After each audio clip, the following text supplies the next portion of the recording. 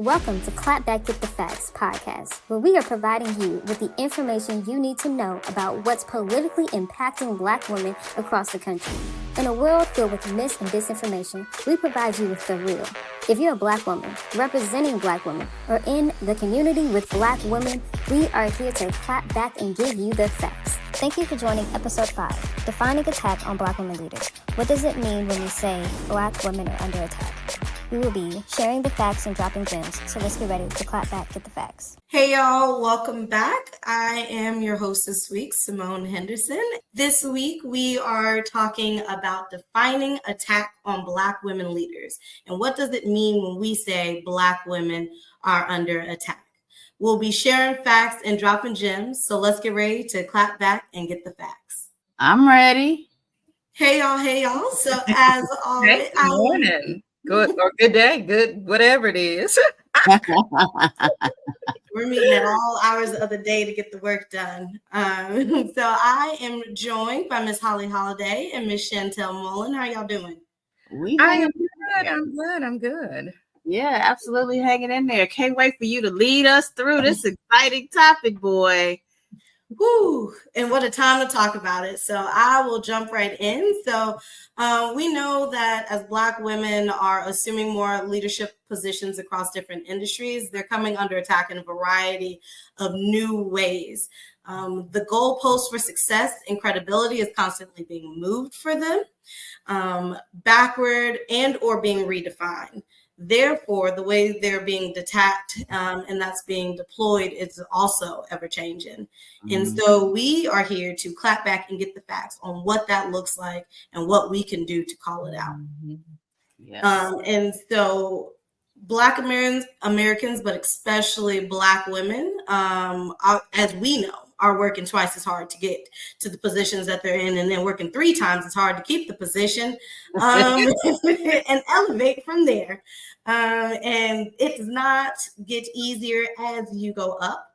And so as Black women continue to break these barriers and reach new heights in every industry, from academia to sports to the White House with Madam Vice President, their increased invisibility is bringing on a host of new ways for people to try and tear them down and be removed from their positions. And so I wanted to start us off with, we often say Black women are under attack, and we use attack in our language a lot. But I want to make sure we're breaking it down for the folks of what exactly do we mean when we say attack? What does that, how do we define attack? I'll kick it out. Who wants to jump in? Listen. I'm glad that we're having this episode. I'm glad you brought this topic up. I'm glad that we're having a good and open discourse about it. And the reality is that while we certainly see a lot of common characteristics in the attack on Black women, let's be real about it. When you feel harmed, when you as a Black woman in leadership understand and feel like you're being harmed, scratched, or attacked, I don't have to define hurt. You know something is happening. Now, I think why we need to define, so as leaders and as people who are leaders and leaders who may be under attack or sadly will be under attack, I think from their perspective, the attack is when you start to feel harm, when you start to feel in danger, when you start to feel as though someone is threatening you. It happens, hopefully not physically, but most often, through information, emotionally, psychologically, intellectually, those kinds of attacks we're seeing off the chains. Now, I'm gonna approach it, however, as a witness, as a bystander, as the people who are standing along and may not feel it the way the leader is feeling it, but still have a really important role to play. And I think some of the things that we have to notice is, first of all, there are many leaders, so very rarely is there the one. So you need to be cognizant of how leaders in general are treated. And when you start to see a deviation, especially a negative deviation, you should ask some questions. Now, I'm not saying Black women are infallible. And I'm not suggesting that they may not sometimes need to be challenged, and I'm sure they do. But what I am saying is that if those challenges are showing up different than the way other challenges are showing up for other leaders, it's time to start asking some damn questions. Oh, I definitely agree. And as we approach the question, what do you define as an attack? I just kind of reflect on what I have seen, especially looking out in the landscape. The first thing that I see that consistently happens to Black women is the attack on their credibility and their skill set. It is always they are not prepared, or they don't have, they don't meet the requirements, or they don't have the experience. When you put them up against people in similar places, they're often overqualified. They've had to jump through more hoops. Holly and I have been having this ongoing debate about the VP. And the VP has an extraordinary amount of attacks. If you look at her compared to previous VPs, one, she looks different because she's the first woman, she's the first African American woman, she's the first Indian woman of Indian descent, but she has received an extraordinary amount of attacks against them, and it's always rooted at she's not qualified. She's not qualified. When you look at her resume, she's more qualified than a lot of the people who previously held the job. And so when you start to look at that, you go to a Black woman's experience, their expertise, their qualifications, and you immediately say, she's not qualified. You saw the same thing in Angela Brooks' race. And you'll see that consistently across Black women who are in political leadership. Women already have to have more push to run for office. But then when they're running, particularly Black women, it becomes, you're not qualified. You're not qualified. When we know that there are candidates who wake up and just decide to roll out the bed, put their name on the ballot, ain't ever wrote a policy, ain't ever been to a meeting, ain't ever read a book, never knocked the door. Never knocked the door, don't know what the legislation said last week, hadn't graduated from high school, hadn't graduated from college. Some of them don't even have a GED. And they're still running for office, but Black women get all that heat about they're not qualified. And so it is, that's the kind of attack. Then when they are in office, they're gaslighted, or when they are in leadership, they're gaslighted. Support is pulled from them. They tell them, oh, we're going to support you in this way, and then they're not supported. That brings me to another question. Because my mind also, as I was thinking about this episode, it went back to our previous episode on the vice president and the differing qualifications that they gave for her of if she's doing the job of the vice president. It's like, well, let's talk about what the job of the vice president is. So when we talk about attacks coming out of as attacks develop, Chantel, are there specific institutions or individuals that are spearheading these attacks that we should be looking out for? Maybe not only just in politics, but across the industry. Is there coded language that when we see it should be our ears go up? Definitely. Well, it happens across all industries because everything is everything. But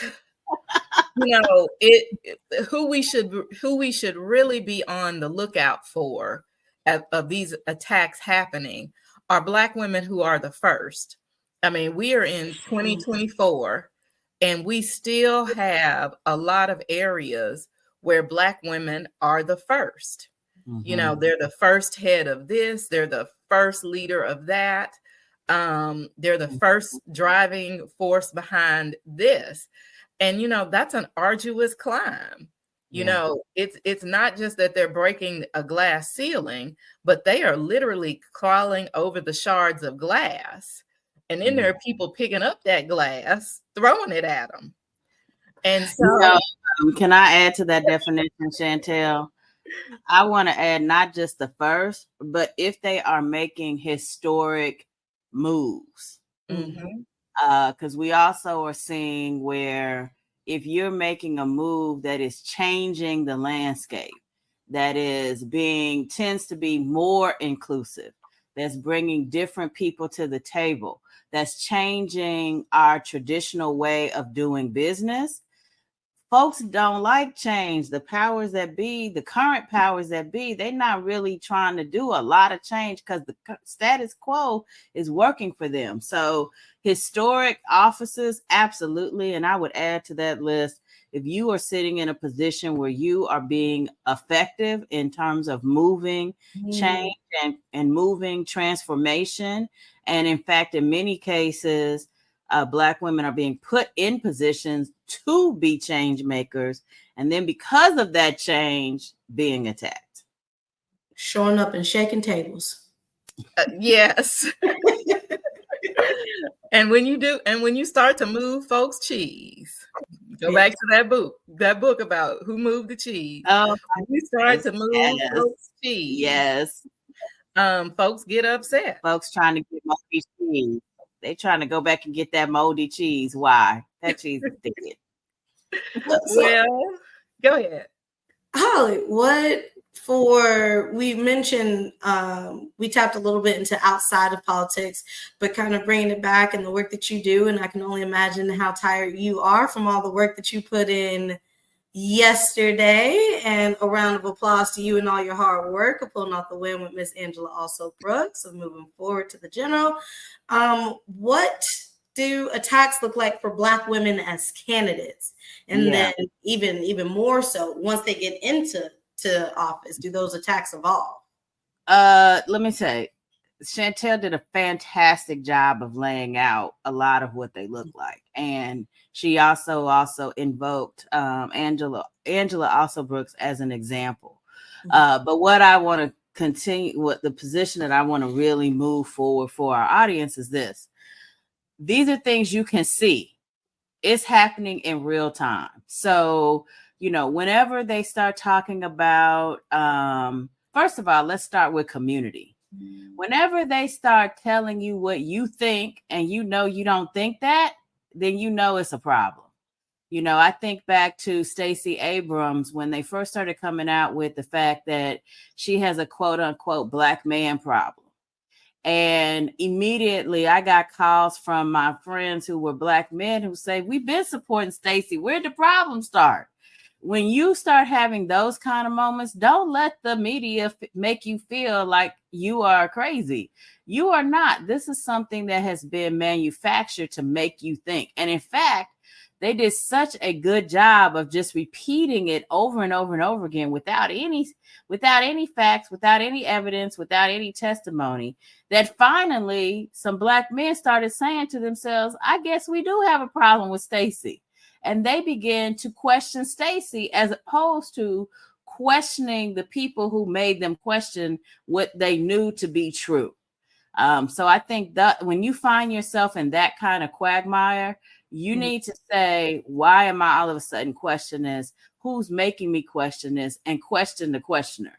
I think another thing is, and again, I'm pulling from Chantel's talking points, when they start trying to change the job, when you are hired to do one thing or you are elected to do one thing, aka Vice President Harris, and then all of a sudden they start saying, oh, well, she's not doing the job.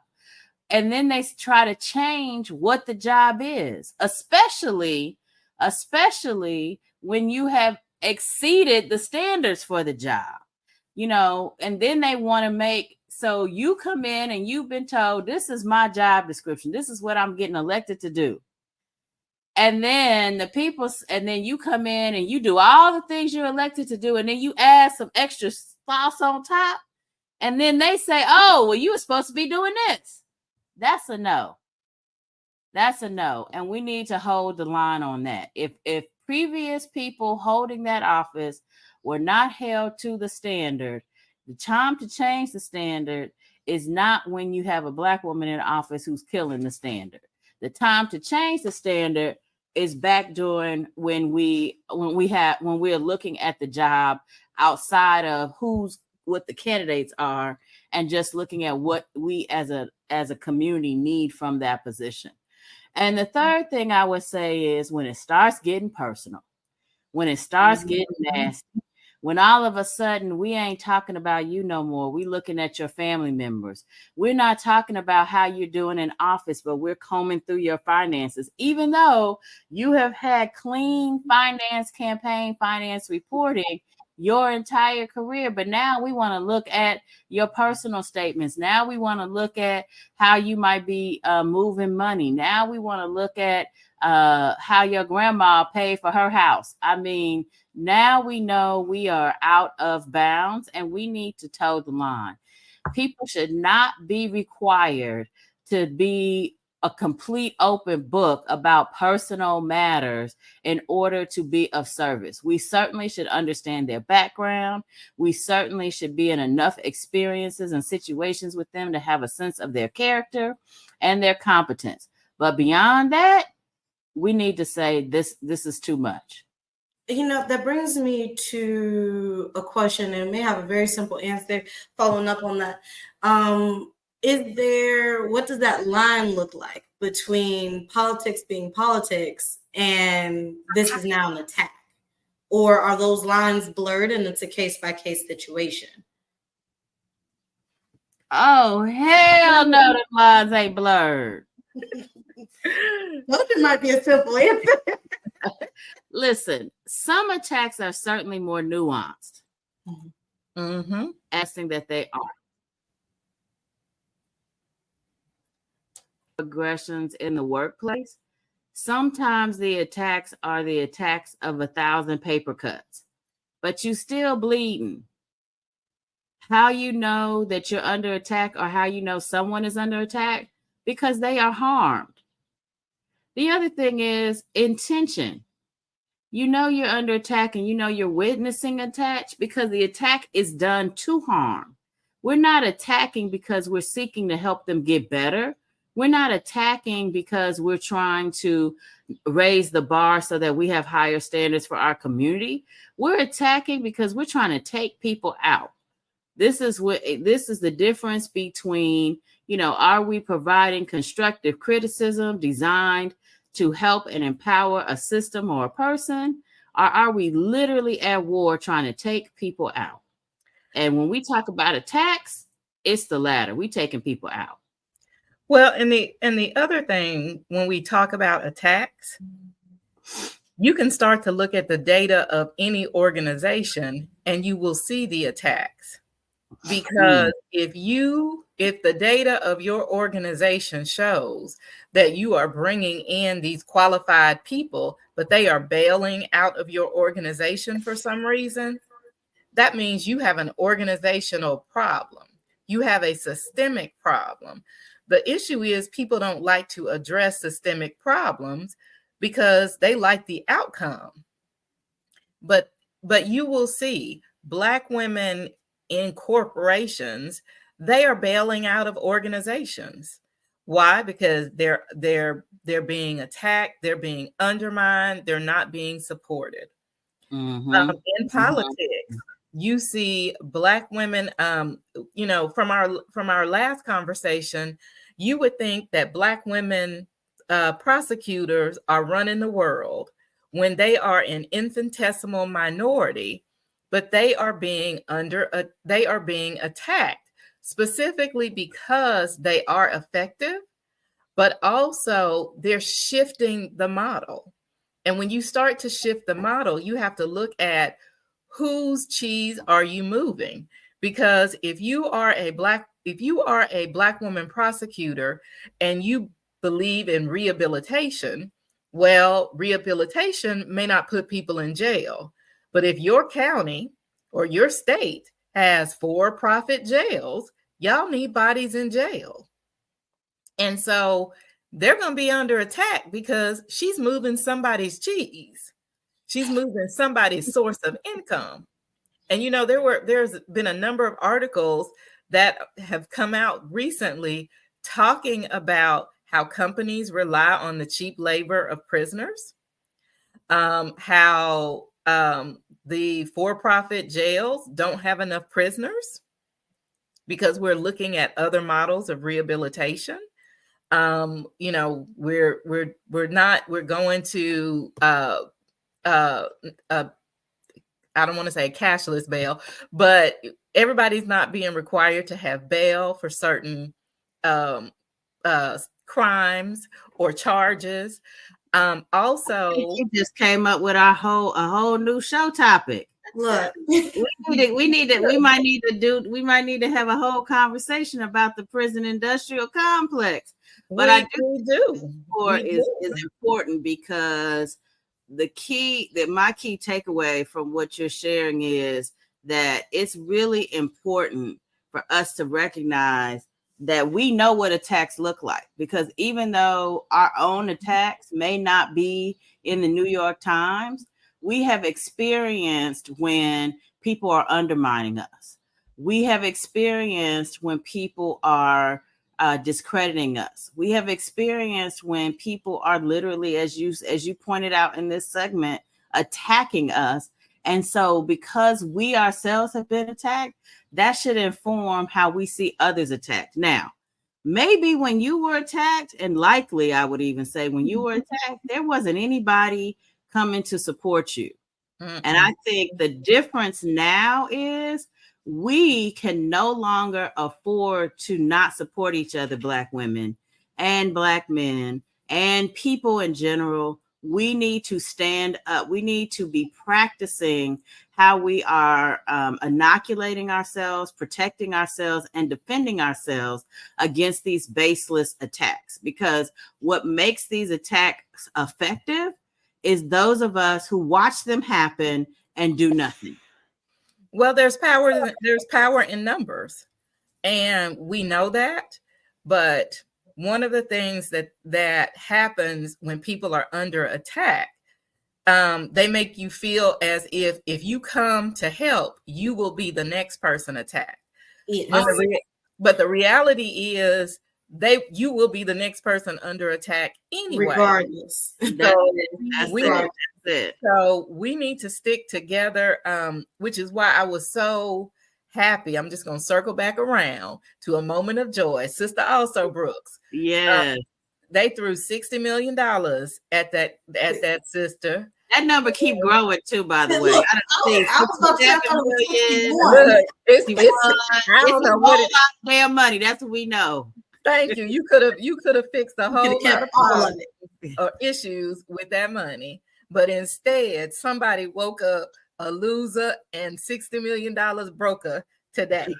But one of the great things that came from that was seeing the continuation of the growth of her community to come to her aid. And I just think that's a great example of when people are out here doing the work, and that they have come and they have done, nobody's perfect. But we're all working to build a better community. And she's been out here apparently doing the work because people stepped up and they did commercials for her. They knocked on doors for her. They made calls for her. And it's easy to buy all of those things because you can buy every one of those. But when people come up out of genuineness, people sense a difference between bought assistance and actual community coming forward. Her community came forward for her. And so I just hope that all Black women, when they are in a moment of attack, they have community. But what's also important is that Black women recognize that they need to make sure that they remain connected to the communities that will come to their aid when they need that assistance. That is the bottom line right there. You know, whether you are under attack or not, we all we got. And we must be in community. And where we see, and I'll just say, when we start to observe Black women under attack and those who are surviving attacks versus those who have made decisions to bow out, in most circumstances, the difference is, do they have a community? Are they connected to people who can be that outside engine? So you can continue to do your job, but you have an army of people, probably led by Black women, other Black women, who are there to support you and who are there to stand up, to give you the space to regroup. And let me say this final thing, and I'm going to let you talk, Simone, because I know you're trying to wrap us up. And that is that we cannot allow the standard to be set on our leadership of perfection. We are every single one of us is an imperfect person. We're going to make mistakes, but our mistakes should not be the thing that defines us. What should define us is our leadership. What should define us is our ability to make change. And we will likely have more successes than failures, but failure will be a part of our equation. And we need to not allow perfection to be our standard. That is an impossible standard to beat. And if we allow that to happen, and if we do not help to normalize, especially some of these common things that are occurring, and say, you know what, sometimes people don't make good choices. But them not making a good personal choice does not define their ability to provide excellent service. And we need to really have a conversation that normalizes that we are not seeking perfection in our leaders, because they want us to set that standard. Because guess who then seeks leadership? Nobody, because nobody can meet that standard. And as we see this onslaught, which I'm so excited about, of Black women finding themselves in leadership, we need to know that perfection is not the standard.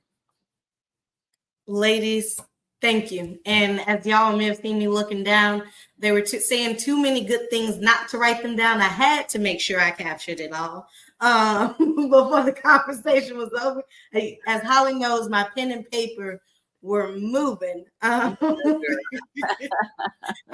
But yes, to close us out, I just want to be clear that there is no question or confusion about Black women's leadership being under attack. It is very real, it is very present, and it is evolving. And we want to be clear when we say Black women are under attack. What we mean is that it may not always be explicitly written. It may be a feeling. And when we see those feelings start to rise, or we see those attacks start to come, it may be because they are the first and they are shaking tables and breaking up people's cheese, as Ms. Chantel has said, or they were brought in to be that effective change, and systems don't like change, as Ms. Holly pointed out. Mm-hmm. So what we want to make sure that happens is that as they come under attack, we are there to support them in their leadership. Mm-hmm. And not leaving them on an island by themselves, because that leaves them open to be unfairly criticized and removed from their roles. And so we can't let that happen. We must continue to amplify their qualifications and support their work, and hope that they break more barriers that make pathways for more women. So with that, our call to action for our sisters in leadership is, what we want to do is we want to call out both the implicit and explicit negative agendas and attacks towards Black women leaders when we hear it. We want to share the truth and their record about these Black women and what they've done just to get to where they are today. And then we want to continue. We want to make sure that we research and have the facts present to clap back when we hear that mis and disinformation about that Black woman leader and stand in community with her. So thank you, both Holly and Chantel, and you all for joining us on this episode of Clapback, Get the Facts. Yeah. Thank you for joining us here on Clapback Get the Facts podcast. We hope that you're leaving feeling more informed and ready to provide others with the facts. We would love to hear your biggest takeaways from this episode. So post the show on your Instagram story and tag us at Sisters Lead. Also, if you haven't already, don't forget to subscribe so you'll never miss an episode. And while you're at it, please leave a review so others can get some sense of the facts that we're providing. Finally, if you would like to learn more about local resources and other projects we're working on, go to Sisters Lead, Sisters Vote,